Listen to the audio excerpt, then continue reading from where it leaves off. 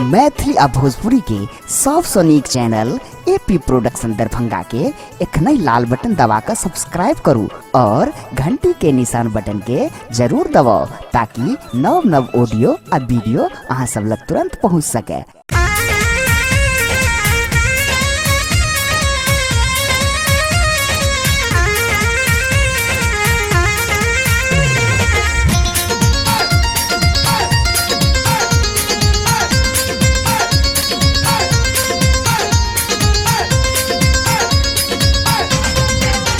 माँ चली आना, माँ चली आना, माँ चली आना, माँ चली आना, मैं तुझे जब जब याद करूँ मैं चली आना, मैं तुझे जब जब याद करूँ मैं चली आना।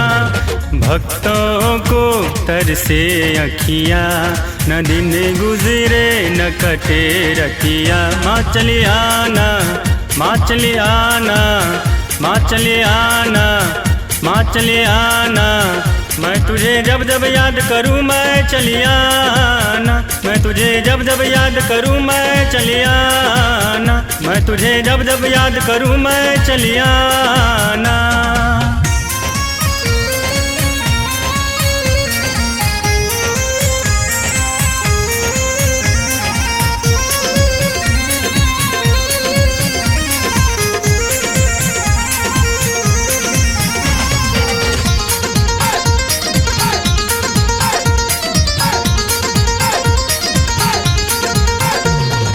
धीरे धीरे से मैं तेरी मंदिर आता हूँ, अक्सर याद आती है तेरी ही पूजा तो। धीरे धीरे से मैं तेरी मंदिर आता हूँ, अक्सर याद आती है तेरी ही पूजा तो। तेरे भक्ति को पाना मेरा पागलपन है, तेरे ही चरणों में सब कुछ ही अर्पण है। माँ चली आना, माँ चली आना, माँ चली आना, माँ चली आना, मैं तुझे जब जब याद करूँ मैं चली आना, मैं तुझे जब जब याद करूँ मैं चली आना।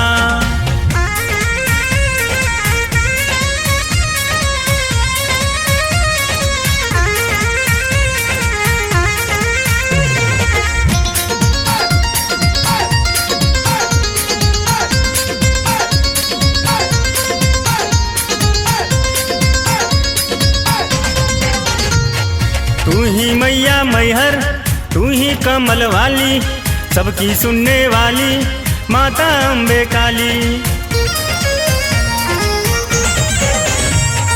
तू ही मैया मैहर, तू ही कमल वाली, सबकी सुनने वाली माता अम्बे काली। पार लगाओ नैया भक्तों की खेवैया, भर दे झोली दुर्गे मैया खप्पर वाली। माँ चली आना, माँ चली आना, माँ चली आना, माँ चली आना, मैं तुझे जब जब याद करूँ मैं चली आना, मैं तुझे जब जब याद करूँ मैं चली आना। भक्तों को तरसे अखियाँ, न दिन गुजरे न कटे रतिया। माँ चली आना, माँ चली आना, माँ चली आना, माँ चली आना, मैं तुझे जब जब याद करूँ मैं चली आना, मैं तुझे जब जब याद करूँ मैं चली आना, मैं तुझे जब जब याद करूँ मैं चली आना।